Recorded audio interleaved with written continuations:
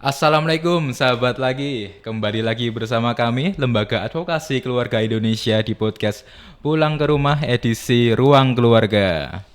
Nah pastinya kalian sahabat lagi sudah nggak sabar ya setelah menonton dan mendengar episode pertama dan episode kedua di seri Ruang Keluarga kemarin.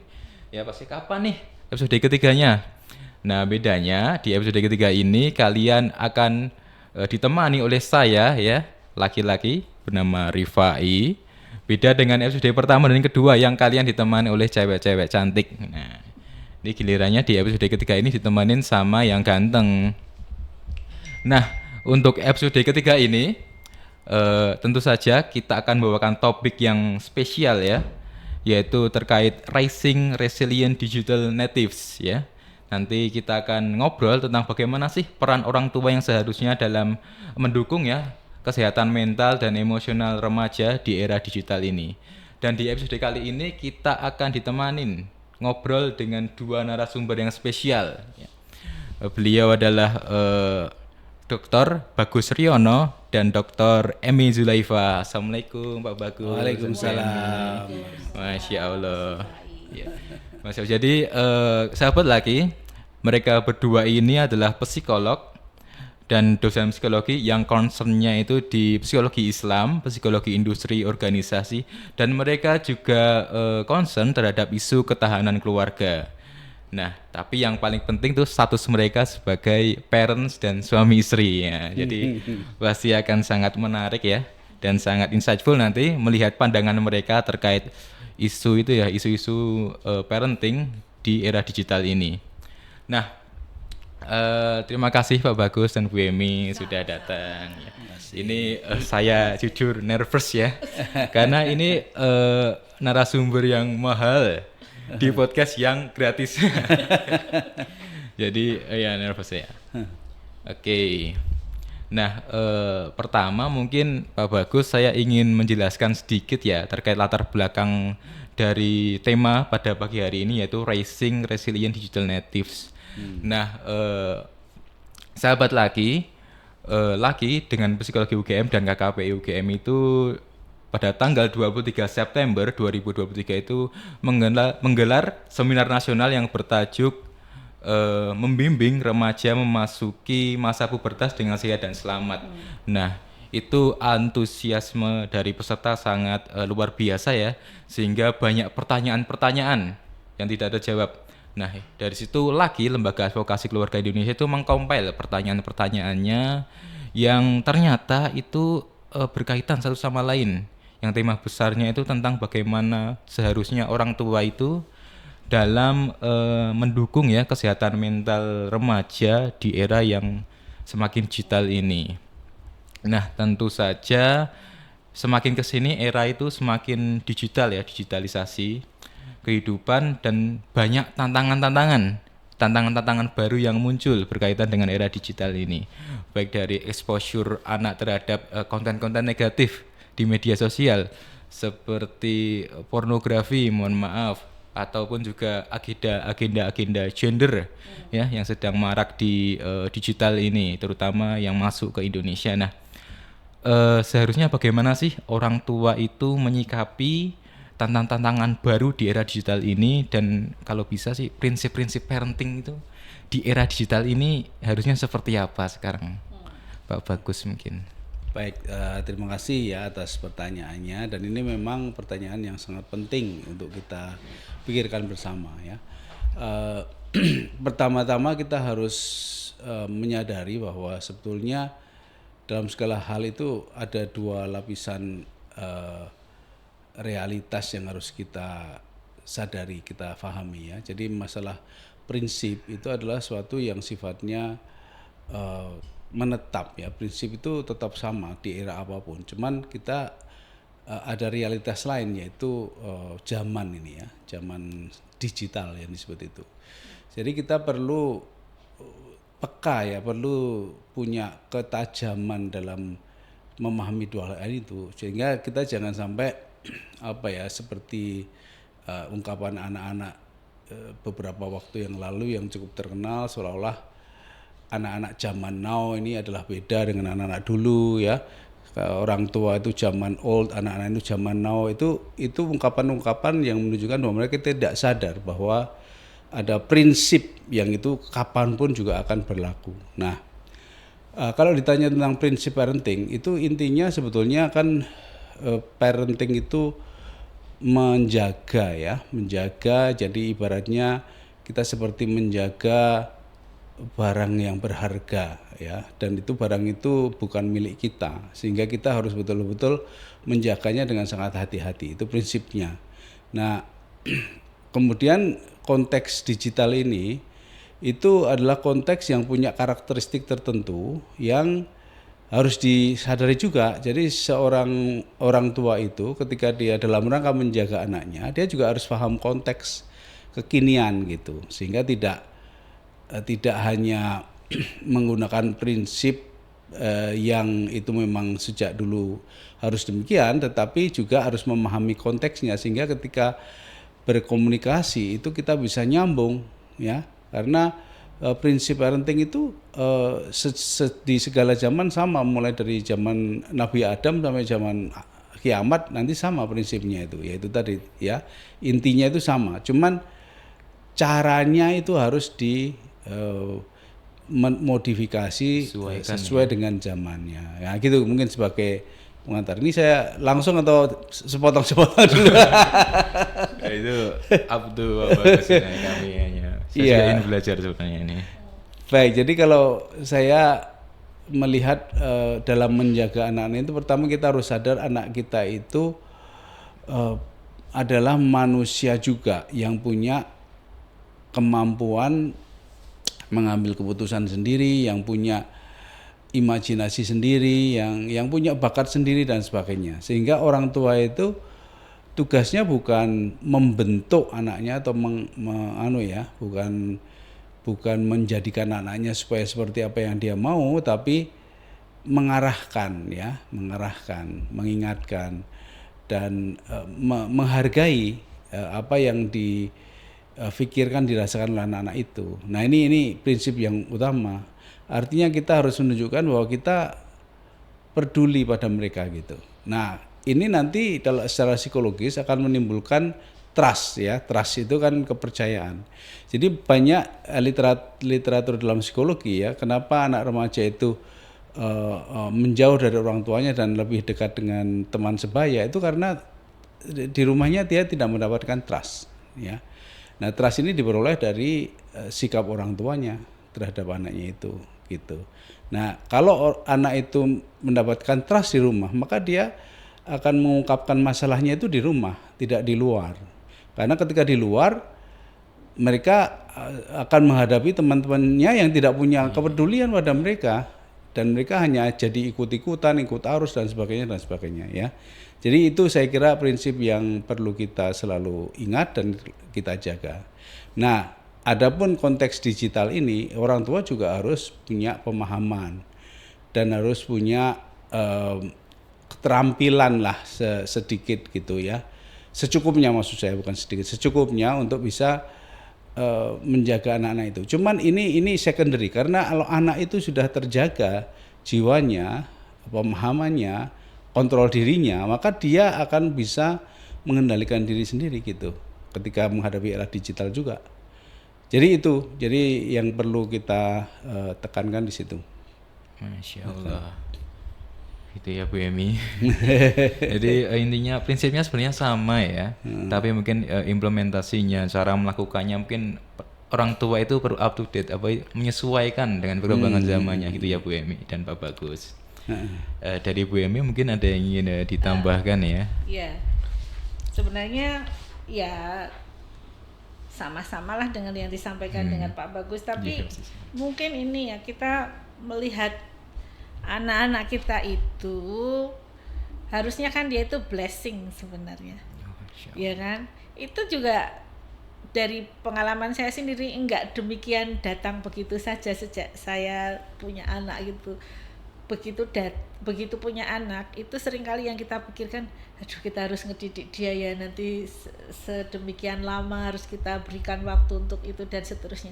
Tapi begitu kita berpikir blessing ini, karunia gitu, yang ya kita syukuri dia keberadaannya, yang lainnya ikut gitu, tidak jadi berat. Tapi ketika kita berpikir ini harus saya jadikan sesuatu, itu tadi seperti yang dibentuk gitu, itu jadi bebannya banyak sekali. Apalagi kalau nggak cuma satu ya anaknya, yang ini gimana, yang itu gimana. Kami tuh seringkali misalnya mendapat komentar gitu, oh kalau Bu Emi sama Pak Bagus sih sudah tahu mesti gimana, udah belajarnya psikologi, terus orang tuanya juga pada sekolah gitu kan ya. Nah, kalau kayak kami gimana? Oh sama, kami tidak tahu kehidupan anak kami itu ke depan seperti apa, karena itu kita serahkan kepada Allah ya. Dan ternyata mereka juga memilih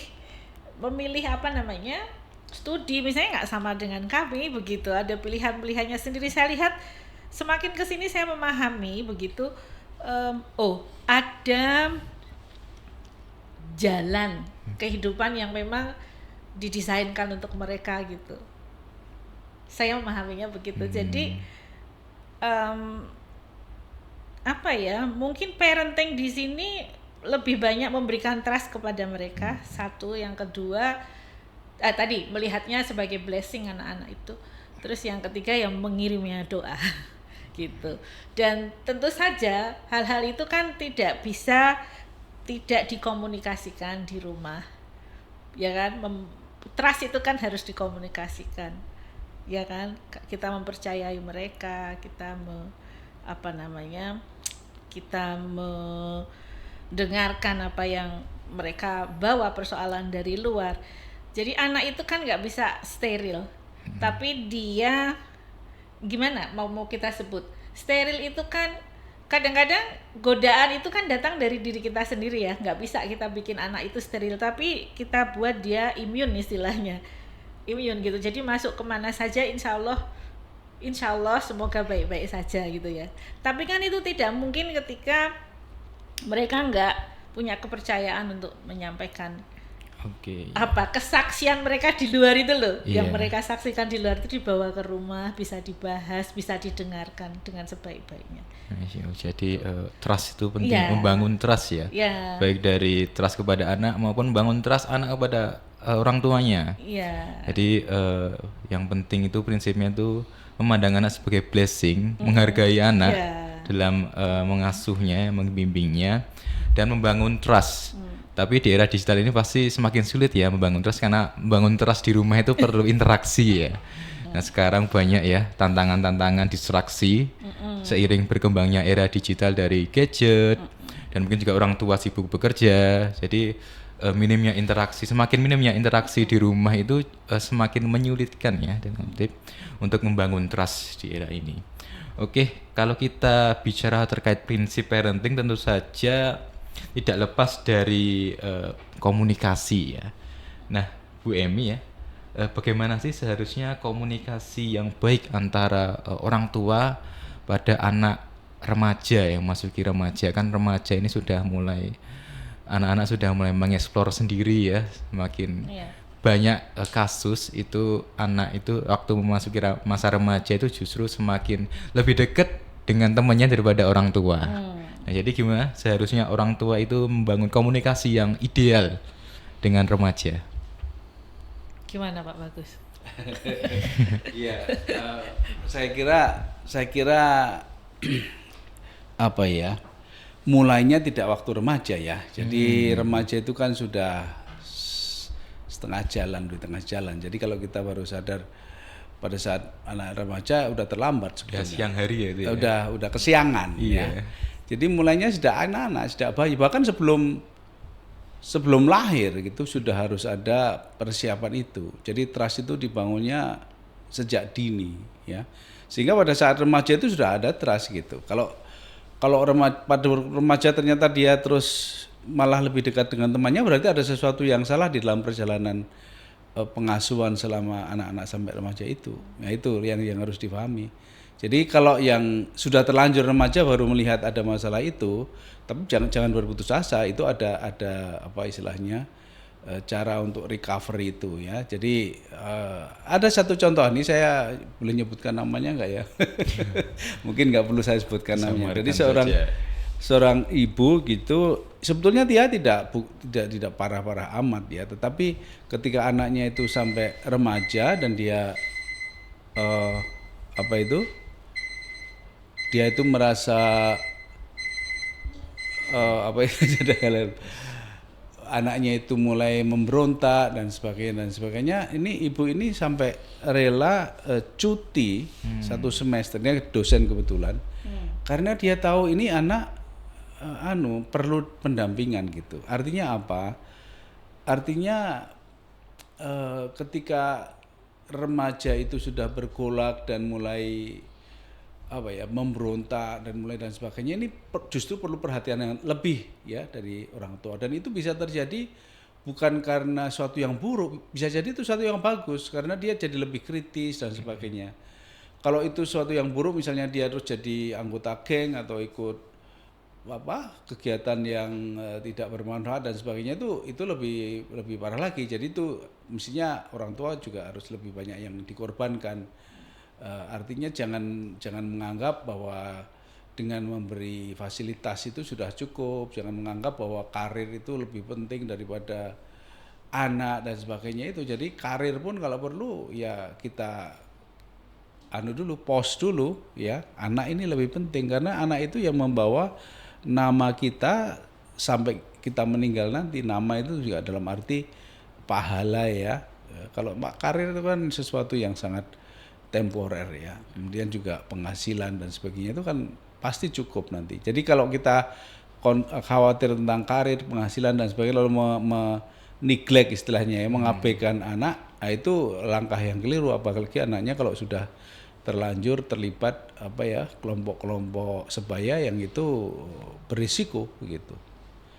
Jadi begitu kalau dari berbagai ya. Kalau yang lebih baik ya dari awal sudah harus dibangun. Nanti remaja otomatis dia tidak akan keluar dari kita. Ya, dia lebih baik akan menjauh. Ya. Dilakukan sejak pagi hari ya, dini hari ya. Kalau sudah kesiangan ya perlu harus effort kelabakan. lebih ya. Oke, Masya Allah. Ya, mungkin juga kalau saya harus menambahkan sih beda-beda ya ketika dengan anak, kita berkomunikasi dengan anak gitu untuk menumbuhkan trust itu tadi, beda dengan ketika dia remaja gitu ya. Jadi tapi dalam semua stage yang berbeda ini ada prinsip yang menurut saya penting. Satu, respect. Yang kedua, hangat. Nah itu orang tua itu, anak jadi nggak takut gitu.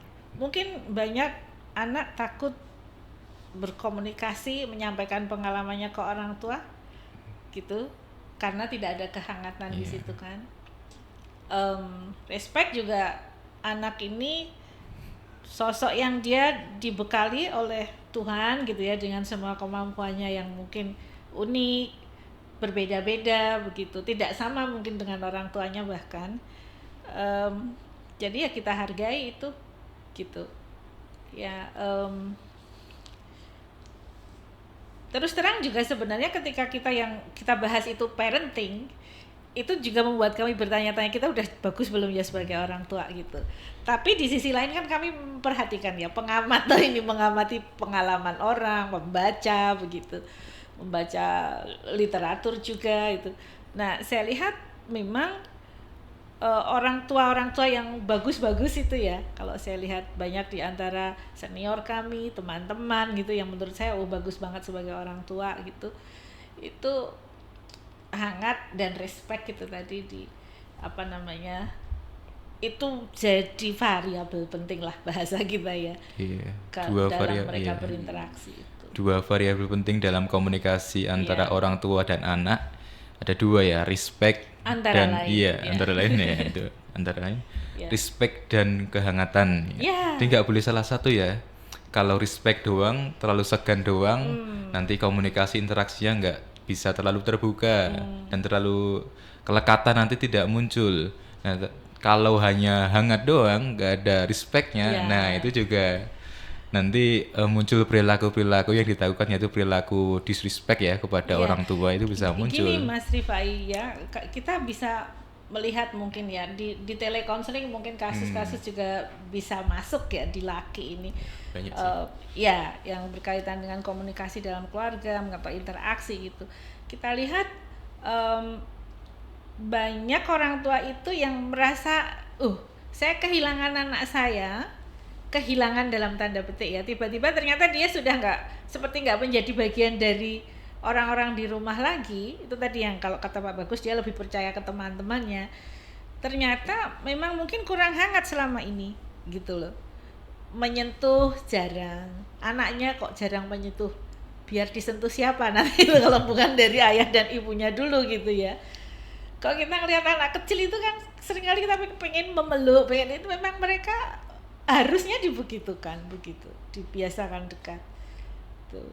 Nah ini tidak semua melakukan itu, ternyata kehangatan apa itu tidak selalu ada, sayangnya gitu, sehingga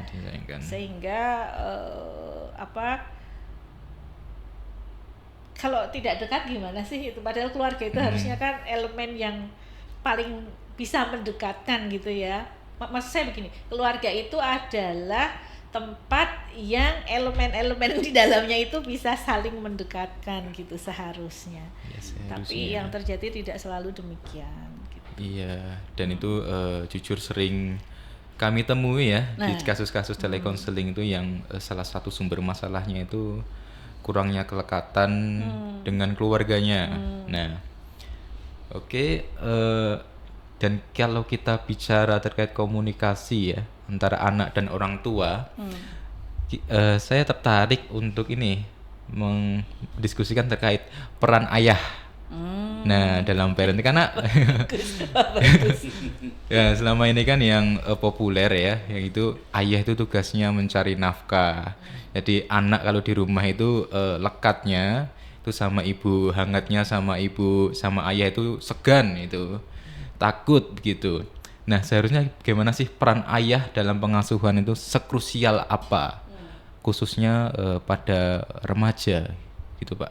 Ya, jadi begini, sebetulnya ini sudah banyak diteliti ya, dan sudah terbukti bahwa memang peran ayah itu sangat penting ya, sehingga kalau kita membaca Quran itu banyak sekali anjuran untuk menyantuni anak yatim, dan anak yatim itu kan anak yang tidak punya ayah ya. Jadi artinya walaupun dia masih punya ibu, tapi kalau sudah tidak punya ayah itu harus dijaga lebih kan, karena peran ayah ini akan memberikan arah ya, memberikan perlindungan ya, memberikan rasa aman dan sebagainya itu, sehingga ayah ini harus hadir di dalam kehidupan anak-anaknya. Walaupun mungkin kehadiran itu tidak setiap hari ya, tetapi lebih tepatnya hadir dalam hati anak-anaknya ya. Jadi bagaimana sejak kecil lah, ketika baru dilahirkan itu akan jauh lebih baik kalau ayah itu ikut ikut menjaga, ikut hadir dalam kelahirannya. Kan juga ayah diminta untuk membacakan azan dan sebagainya kan. Jadi sejak awal itu hubungan itu harus diciptakan ya. Dan mungkin komunikasi itu salah satu ya, tapi yang lebih penting interaksi ya, karena kadang-kadang kalau kita bicara komunikasi itu kebanyakan orang membayangkannya itu sesuatu yang sifatnya verbal ya, padahal kalau komunikasi secara luas tuh itu interaksi dalam bentuk apapun. Jadi ada body language, ada perilaku ayah sendiri di rumah itu akan mempengaruhi trust itu pada ayah, itu pada sosok ayah, anak pada ayah. Jadi kalau ayah di rumah itu misalnya di rumah saja, hadir saja itu terasa jauh gitu kan, sehingga agak akan menghambat itu hubungan itu. Kan ada itu ya, ayah itu kalau di rumah ya dia jauh dengan anaknya, walaupun hadir di situ tapi tidak ada interaksi. Nah itu juga akan kurang baik ya dampaknya. Makanya ayah itu ya harus memberikan perhatiannya lah, care, harus menunjukkan care kepada anaknya. Tentu perlu terlibat sejak kelahiran ya. Iya. Oke, juga. Masya Allah. Dan mungkin kami justru ya sangat tertarik dengan pandangannya Bu Emi terkait peran ayah ya. Iya, dari ibu dan istri. Nah ini Ya, mungkin lebih. Ya, kalau para ibu dan para istri nih ya, dari perspektif mereka sangat senang kalau ayah bisa terlibat. Itu sangat-sangat berterima kasih sebenarnya, begitu. Ya,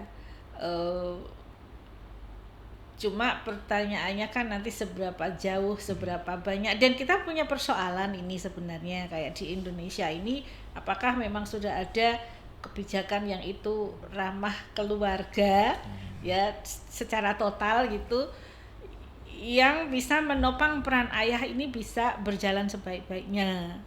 Itu kalau kita lihat di ini bukan perspektif saya lagi, ini data ya, di negara lain itu yang mulai berpikir tentang penguatan keluarga karena alasan-alasan makro seperti misalnya jumlah penduduknya menurun gitu kan. Kenapa? Ternyata salah satu faktornya ya repot punya anak gitu kan. Terus para wanita juga karena dia sekarang sudah berperan secara setara di sektor publik begitu, jadi ngurusin anak itu sesuatu yang entahlah ditaruh di belakang. Karir saya lebih penting, kehidupan saya sendiri yang harus saya lakukan sesuai yang saya mau itu lebih penting. Itu yang terjadi di negara lain, sehingga dibikin kebijakan ramah keluarga untuk mendorong mereka mau beregenerasi gitu.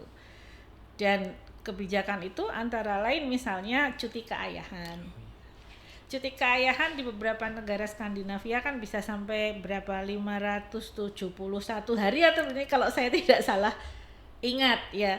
Tapi lebih dari 500 hari itu bisa diambil kapanpun di saat anaknya memerlukan perhatian dari kelahiran sampai dia masuk sekolah SD ya. Pertama kali itu kehadiran ayah ada waktu-waktu tertentu, dari mungkin dia sakit, dia hari pentingnya anak, hari sekolah pertama kali itu kan juga hari pentingnya anak gitu ya.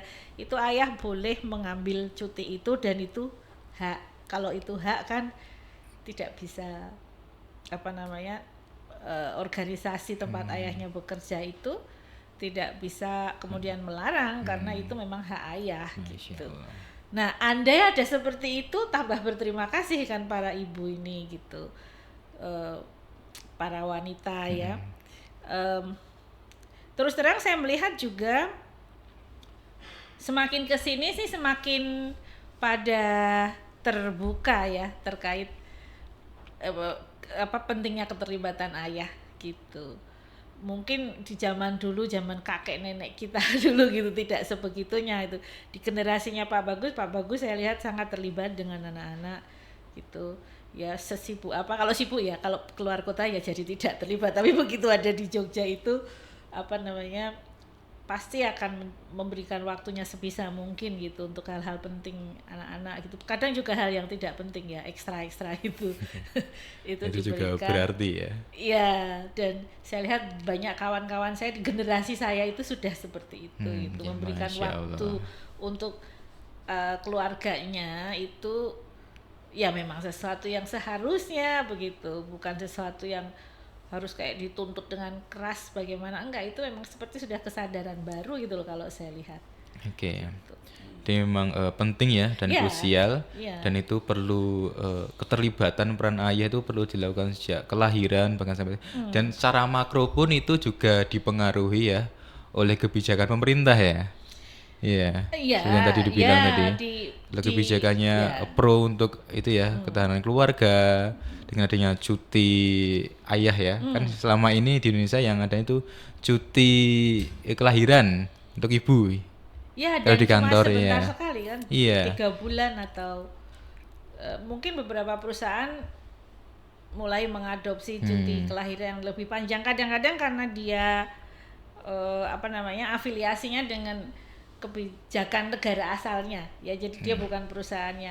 Nah, di Indonesia saya terakhir ini belum mengamati, tapi beberapa waktu yang lalu masih belum memang gitu. Kalau nggak salah ada kenaikan cuti apa dari 2 bulan menjadi 3 bulan gitu ya Pak Bagus. Pak Bagus sempat Ada yang mulai 4 bulan. Tuh, jadi ada perusahaan-perusahaan yang sampai 6 bulan juga. nah itu sudah mulai sekarang. Masya Allah, itu Ya, penting PR pemerintah kita ya, salah satu PR-nya. Iya. Nah, tadi kita sudah bicara ya secara umum bagaimana prinsip parenting ya yang mencakup komunikasi dan hubungan yang ideal antara orang tua dan remaja itu seharusnya seperti apa. Nah, saya ingin ya mewakilkan pertanyaan dari partisipan seminar nasional kemarin, yang ini mungkin kasus yang lebih spesifik ya. Right. Bagaimana orang tua itu menyikapi ya atau mengatasi situasi di mana anak mereka itu ketahuan menonton konten-konten, mohon maaf, pornografi dari internet. Nah, itu orang tua itu seharusnya menyikapinya seperti apa? Mungkin Pak Bagus mungkin. Iya. Jadi begini, itu kan berarti kalau itu sudah terjadi, itu kan sudah apa ya, kecelakaan ya. Artinya idealnya itu kan bisa dicegah gitu ya. Tapi kalau itu pertama mungkin kecelakaan ya. Kecelakaan itu artinya mungkin nggak sengaja ya, nggak aja terus tiba-tiba muncul kan, kadang-kadang ada apa yang pop up gitu ya di internet itu yang tiba-tiba nah kalau anak itu sudah disiapkan sejak awal, dia menjadi pribadi yang bisa mengendalikan diri, dia akan punya kesadaran untuk ya dia akan terganggu karena itu nyaman juga kecelakaan seperti orang jatuh itu kan jadi akan sakit dan sebagainya, dia akan terganggu. Maaf. Tapi ketika anak itu sudah punya trust dengan orang tua, maka dia akan cerita atau curhat ya pada orang tuanya, kok ada kayak gini gitu ya. Nah yang jadi masalah adalah ketika trust itu belum ada. Nah ini lalu bisa jadi kecelakaan tadi menjadi sesuatu yang lalu malah memicu keingintahuan ya. Lalu dia keingintahuan tanpa ketika tidak dikontrol akhirnya menjadi kecanduan ya. Jadi ini ada tahapannya. Nah ketika orang tua mendapati anaknya nonton seperti itu dia harus melacak dulu ini nih kecelakaan atau sudah kecanduan atau iseng-iseng dan seterusnya ya. Perlu diidentifikasi ini tahap yang mana nih? Iya, harus tahu dulu karena nanti responnya akan disesuaikan dengan kondisi itu. Kalau itu sampai sudah kecanduan berarti selama ini orang tua kemana aja, iya kan? Kok bisa kecanduan? Itu kan berarti dia sudah melalui tahapan-tahapan tadi tanpa diperhatikan oleh orang tuanya gitu. Sehingga yang pertama kali harus dilakukan orang tua adalah bertobat dulu. Jadi dia harus bertobat dulu dalam arti introspeksi bahwa selama ini dia tidak memperhatikan anaknya. Bahwa selama ini dia mungkin prioritasnya bukan pada anaknya, tapi mungkin pada karirnya, pada penghasilannya, pada macam-macam lah ambisi-ambisi yang lain. Nah, ini kalau tidak bertobat, itu nanti dia akan merespon anaknya dengan keras dan menyalahkan anaknya kan, sehingga itu justru akan menjadi lebih parah karena tadi hubungan yang hangat dan respect tadi jadi rusak berantakan itu ya. Jadi pertama kali orang tua itu harus bertobat dulu. Nah ketika dia sudah bertobat dia akan lebih rendah hati nantinya orang tua itu, dan ketika dia berbicara kepada anaknya dia akan bisa lebih soft ya, akan lebih bisa lebih betul-betul pengen tahu gitu, bukan sekedar menyalahkan atau memaki-maki lah bahkan gitu ya, tapi betul-betul coba memahami sebetulnya ada apa dengan anak saya itu, dengan kamu itu ada apa gitu kan. Karena bisa jadi anak-anak itu menonton hal semacam itu bukan hanya sekedar iseng, tapi mungkin lari dari satu masalah yang lain, masalah psikologis yang lain ya. Nah kalau memang teridentifikasi dia punya masalah psikologis yang memang berat ya harus dibawa kepada profesional gitu ya, supaya bisa dibantu untuk mengungkap, menguraikan apa yang selama ini ditekan ya, hambat, dia mungkin menekan sesuatu, tertekan atau gimana, bisa jadi karena ada bullying di sekolahnya, bisa jadi karena dia merasa tidak diperhatikan orang tuanya, terus nggak punya kerjaan, terus dan seterusnya, banyak sekali sebabnya. Jadi harus ada proses, istilahnya itu diagnosis ya, proses assessment, proses memahami apa yang terjadi sebetulnya. Bisa juga karena dia bergaul dengan teman-teman yang keliru, yang menawar-nawarkan link dan sebagainya, sehingga dia nyoba dan sebagainya. Dan itu kan solusinya nanti harus disesuaikan dengan permasalahannya. Jadi tidak ada yang namanya solusi tanpa memahami permasalahannya. Itu nanti bukan solusi tapi menimbulkan masalah baru. Begitu. Ya. Iya. Setuju Pak Bagus. Jadi sudah harus dilihat dulu begitu, memang ini seberat apa sebenarnya, apakah itu accidentally atau itu kesengajaan. Kalau kesengajaan memang sudah berapa lama, dan ini ada contoh sebenarnya yang pernah terjadi begitu ya. Jadi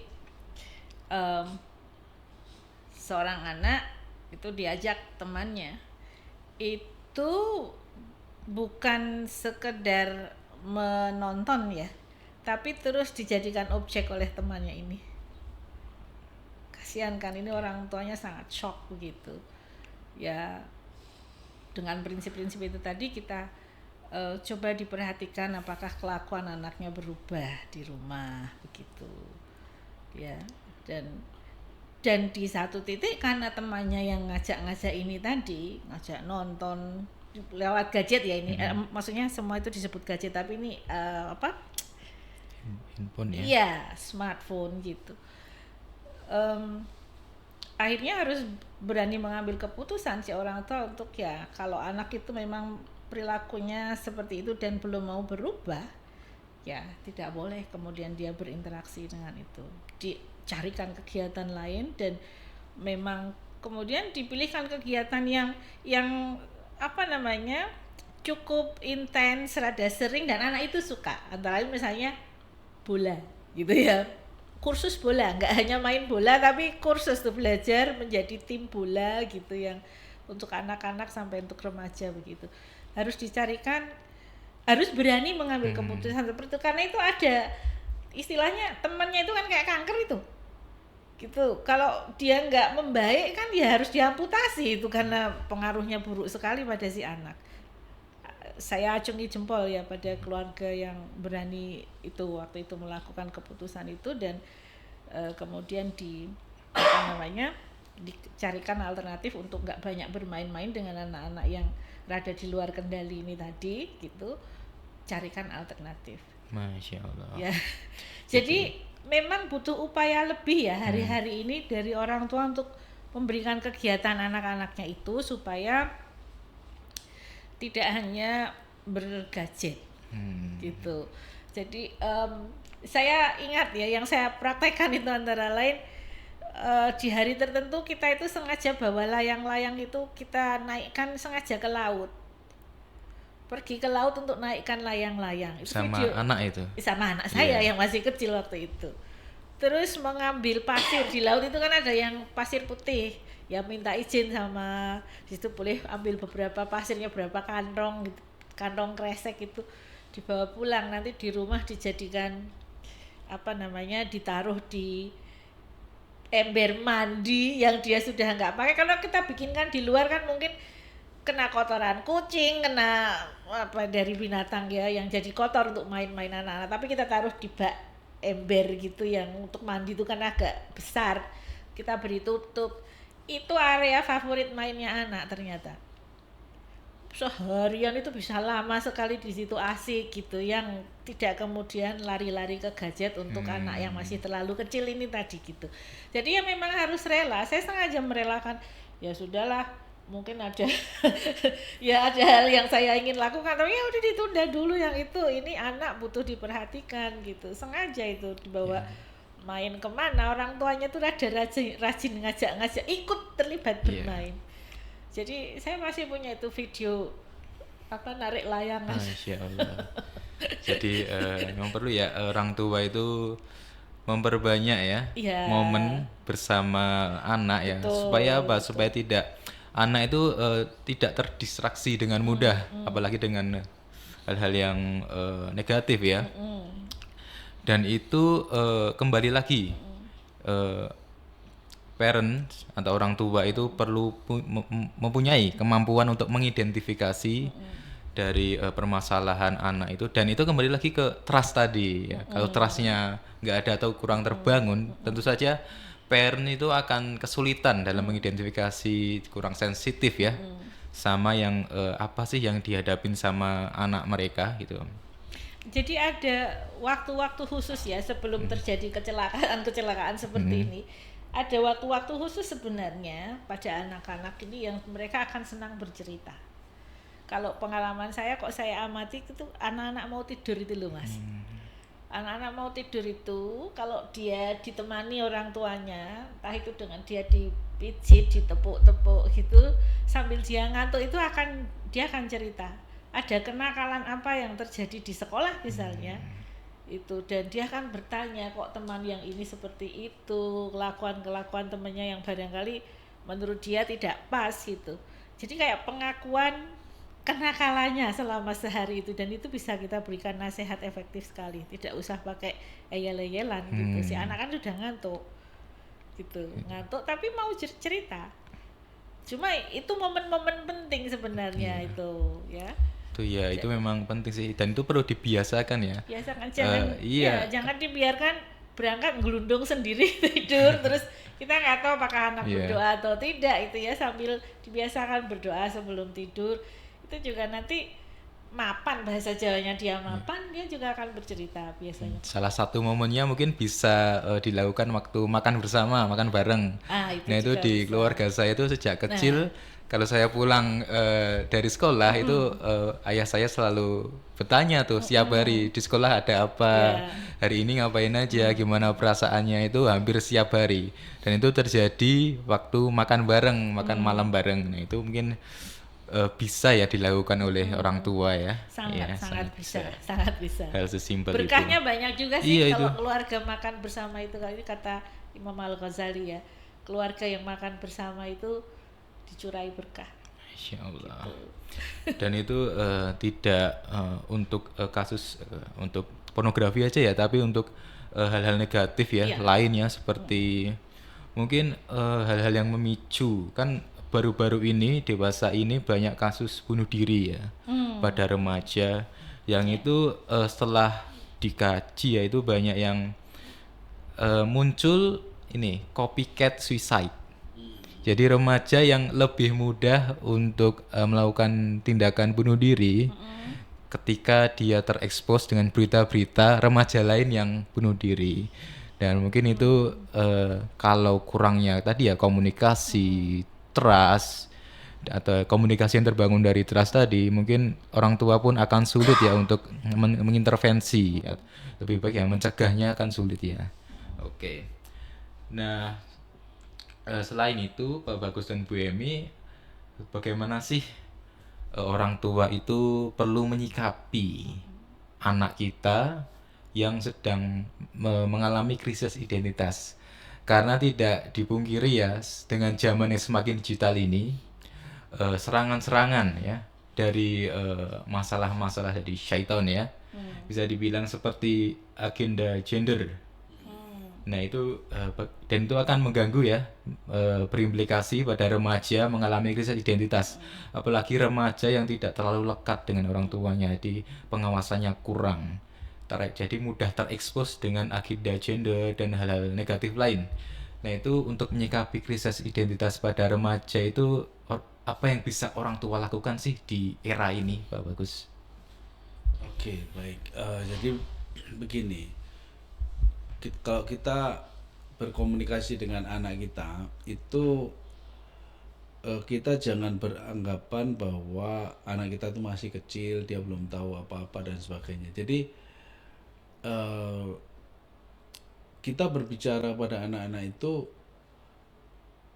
bebas aja. Jadi seperti kita bicara dengan kolega atau siapa. Artinya ya tentu saja dengan pelan-pelan dengan pace yang lebih pelan gitu ya, dengan cara yang lebih tidak langsung ya. Maksud saya begini, kalau itu masalah gender itu kan sekarang jadi ideologi ya. Jadi kita tidak cukup kalau hanya mengatakan ini baik, ini buruk, ini nggak boleh, ini harus dipahami, ini ideologi ya. Dan ideologi itu kan seolah-olah apa ya, pembahasan tingkat tinggi dan sebagainya gitu, sehingga kadang-kadang orang tua itu nggak apa ya, malas lah bicara tentang ideologi dengan anak-anak, padahal itu penting. Jadi ideologi itu apa harus dipahami ya. Ini orang-orang yang propaganda masalah gender dan sebagainya itu mereka tidak merasa itu sesuatu yang salah, sehingga kalau kita tidak bisa memandang itu sebagai suatu ideologi yang berbeda, kita seolah-olah itu semua orang bilang gitu ya Pak, misalnya gitu ya. Itu sudah banyak negara yang mengakui, masuk kita itu ideologi. Reasoningnya sudah. Jadi seolah apa yang banyak itu benar gitu. Nah kalau kita bisa sampai diskusi tentang ideologi, kita jadi bisa memberikan pesan bahwa yang namanya ideologi itu adalah keyakinan, dan keyakinan itu adalah pilihan ya. Jadi walaupun seluruh dunia mau memakai ideologi gender, kita punya hak untuk punya ideologi sendiri. Yang itu ya memang harus begitu, namanya juga ideologi kan gitu. Dan kalau kita ya misalnya kita juga perlu punya literasi ya terhadap tokoh-tokoh yang berpengaruh di dunia seperti Mahatma Gandhi dan sebagainya, itu kan anak-anak dikenalkan. Jadi saya itu pengalaman di kelas itu saya tanya tentang apa ya, misalnya karya George Orwell 1984, pada nggak tahu karya ini, mereka nggak tahu mengenai pemikiran-pemikiran besar di dalam peradaban kemanusiaan ini. Nah satu hal tentang Gandhi ini juga penting. Jadi Gandhi itu adalah tokoh yang sangat powerful ya, bahkan diakui di seluruh dunia ya, bukan hanya di India saja. Karena dia punya wisdom yang itu universal, ya kearifan yang itu universal. Salah satu katanya dia bilang begini, kalau kamu benar walaupun kamu sendirian, kamu tetap benar gitu. Nah hal semacam ini kan kalau anak itu sudah bisa memahami itu, mereka tidak akan mudah terpengaruh oleh arus mayoritas, kebanyakan orang dan sebagainya. Ini bukan masalah kuantitas, ini masalah ideologi, masalah keyakinan, dan keyakinan itu adalah hak kita untuk memilih gitu. Nah makanya kalau kita bicara dengan anak-anak itu ya harus sampai ke kedalaman, bukan hanya superficial aja, supaya kita bisa mengkomunikasikan yang esensial gitu, tidak sekedar nggak boleh, nggak baik dan sebagainya. Itu kan nanti anaknya ya jadi mikir, kok nggak baik, kenapa ya, pokoknya nggak baik ya gitu kan, jadi malah nggak nyambung gitu. Di orang tua pun juga perlu paham ya. Iya betul gitu. Jadi apa ya namanya reasoning itu butuh kedalaman pemahaman untuk dia bisa akhirnya memahami, oh ternyata begini gitu. Nggak bisa hanya dengan perintah dan larangan saja, tidak bisa hanya dengan tanda petik moralitas yang sifatnya hanya baik buruk saja. Tapi kenapa itu penting, kenapa itu begini itu penting, apa dasarnya ya, logikanya bagaimana ya, akibatnya nanti seperti apa. Nah itu penting diajarkan kepada anak-anak ya, dilatihkan kepada anak-anak gitu. Okay. Jadi memang ya perlu adanya obrolan ya dengan anak yang deep ya. Jadi membicarakan hal-hal yang memang penting untuk dia, seperti terkait ini ya, ideologi yang membahayakan, yang tidak sesuai dengan keindonesiaan dan keagamaan ya. Dalam konteks kita mungkin agama Islam dan agama monoteis yang lain ya. Oke. Dan ini Bu Emi, yang orang tua bisa lakukan untuk membimbing remaja ya, terutama ketika remaja itu mulai transisi ke dewasa. Nah itu kan masa di mana remaja itu banyak pikiran ya, option. Kadang nggak ada option, kadang optionnya terlalu banyak, harus ngapain nanti, kerja apa, sekolah di mana. Nah itu bagaimana sih orang tua ya? orang tua itu dalam membimbing remaja tersebut? Saya melihat kok mungkin prinsip penting yang harus dipegang itu ya begini ya. Anak itu harus dorong berani bercita-cita itu. Ya kalau punya keinginan yang baik itu jangan takut untuk membatin gitu ya, kok saya menginginkan itu, asal keinginan itu baik pertama-tama. Lalu biasanya saya sampaikan keinginan yang baik kamu sampaikan kepada Allah, itu insya Allah nanti pintunya dibukakan, nggak tahu kapan gitu, tapi keinginan baik itu diinginkan gitu. Jangan terus nggak berani atau nggak apa-apa melihat ada orang menginspirasi ya, dia bagus gitu, bisa nggak ya suatu hari gitu mungkin saya melakukan hal yang sama, barangkali yang diberikan malah lebih sebenarnya gitu kan. Hal-hal yang baik itu harus diinginkan.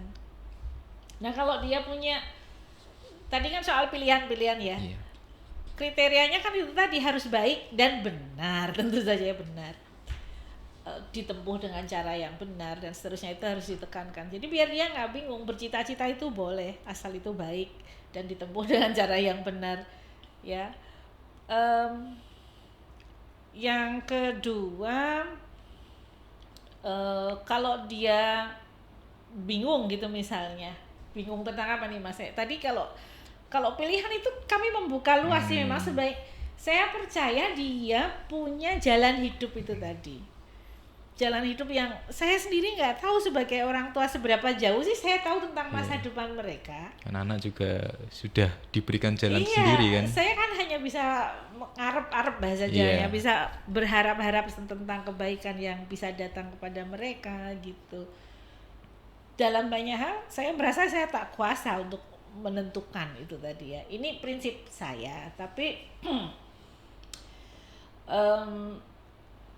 mungkin bagi keluarga tertentu ada pilihan-pilihan yang itu diinginkan ya. Kadang-kadang kan ada satu keluarga yang profesinya serupa semua gitu. Kalau memang itu tidak terus kemudian menimbulkan masalah ya nggak apa-apa, barangkali anaknya juga pada happy ya terkait itu, nggak apa-apa gitu, tapi kan harus dibicarakan. Sedangkan kalau yang saya terapkan, karena pilihan itu bisa segala macam ada gitu ya, ya silahkan itu dipilih begitu. Jadi biasa misalnya ada satu anak saya itu menanyakan, Bu, aku baiknya kuliah apa? Kamu tanya ke ibu tentang ini gitu. Ya mungkin kamu bisa ambil, biasa orang tua kan punya cita-cita kedokteran, kedokteran atau apa, informatik mungkin, atau apa, arsitektur mungkin gitu ya. Terus katanya, Ibu, tapi aku sudah punya pilihan sendiri. Oke, pilihanmu apa? Dia waktu itu menyebut hubungan internasional begitu ya, hubungan internasional. Lah, sudah punya pilihan kenapa pakai tanya ke ibu? Saya bilang gitu, kalau sudah punya pilihan ya ambil pilihanmu itu yang sungguh-sungguh. Sudah selesai di situ. Ada kebingungan, nanti habis ini aku kerja apa ya? Insya Allah rezeki itu udah diatur Allah. Yang menuntut ilmu ini bagian yang harus dijalani sekarang, ya harus dijalankan dengan sungguh-sungguh, tuntutlah ilmu begitu. Kami sebagai orang tua juga bukan berarti tidak terus menghadapi persoalan-persoalan yang rada rumit berkaitan dengan ini kan, pilihan anak-anak macam-macam. Bahkan ada salah satu anak kami kuliah di desain di Institut Seni. Kawan saya itu ada yang komentar, kok boleh toh Mbak sekolah di situ? Saya bilang, emang ada masalah apa ya gitu ya. Saya jadi heran gitu. Insya Allah baik-baik saja begitu. Saya punya segala keyakinan Allah akan menjamin mereka begitu. Dan kalau memang itu adalah hatinya yang menuntun dia ke situ mau belajar, insya Allah dia akan baik-baik saja juga gitu. Jadi perlu didukung ya jika memang option mereka itu ya. Dan sebelum itu pun perlu ada komunikasi dulu ya, biar orang tua tahu. Ya kalau nggak ada komunikasi kayak yang dicontohkan sama Bu Emil bagus tadi kan, nggak tahu anak kita ini mau milih apa, mau kemana. Jadi perlu ada komunikasi terlebih dahulu. Kadang gitu. Dimulai dengan kita tanya kan. Gitu. Mungkin Mbak Bagus ada yang ingin ditambahkan terkait ini? membimbing remaja dalam masa transisi ke dewasa?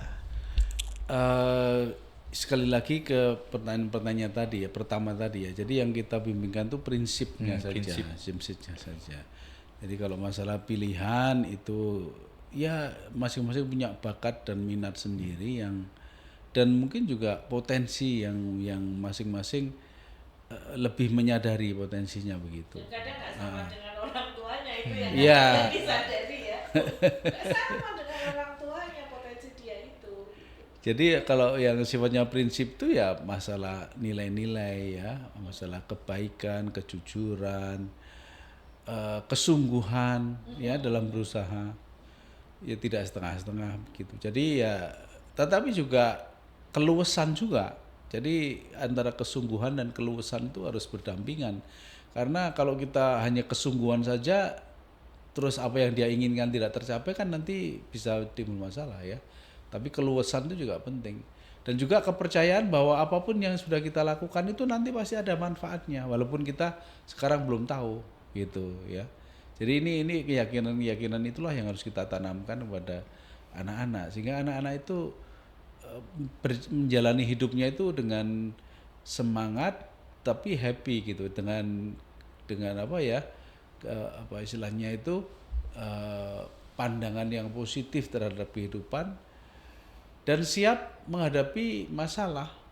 Artinya siap untuk bangkit kembali ya ketika menghadapi masalah, karena dia tahu ada sesuatu yang mungkin belum bisa diperhitungkan sebelumnya, tapi akhirnya harus dia selesaikan ketika menghadapi masalah itu gitu. Nah, ini yang harus kita tanamkan. Itu prinsip-prinsip dasar itu ya. Jadi menyiapkan dia untuk berhasil, pada saat yang sama menyiapkan juga untuk kegagalan itu bisa terjadi.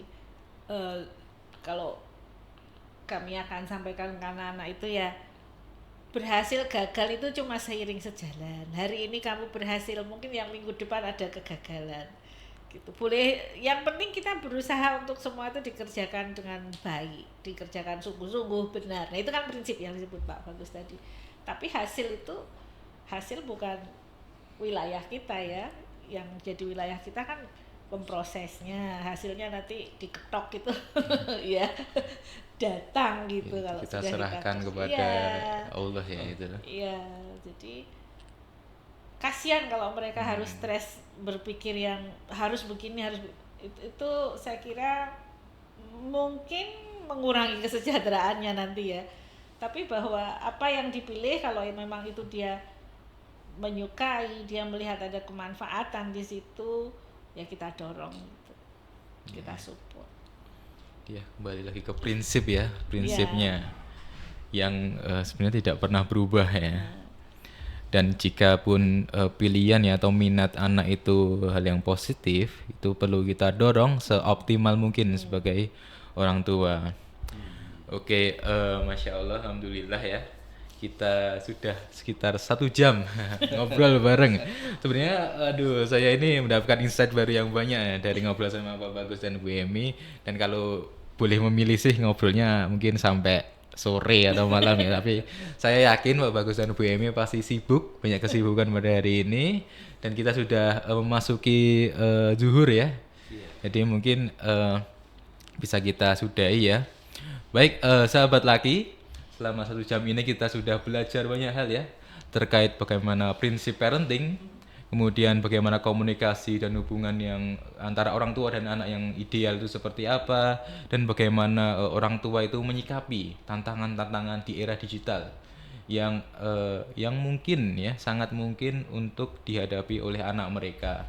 Nah, sahabat laki, bagi sahabat laki yang ingin menonton ya atau mencermati seminar nasional ya tentang membimbing remaja dalam melalui masa pubertas dengan sehat dan selamat tuh, sebenarnya sahabat laki bisa menontonnya di kanal YouTube Pak Bagus Riono, sudah diupload di situ. Jadi mungkin sebelum menonton ini atau setelah menonton podcast ini bisa menonton seminar nasional tersebut untuk menambah wawasan dan menambah konteks ya dalam sebelum menonton podcast ini. Jadi terima kasih sahabat laki telah setia ya mendengarkan selama 1 jam ini.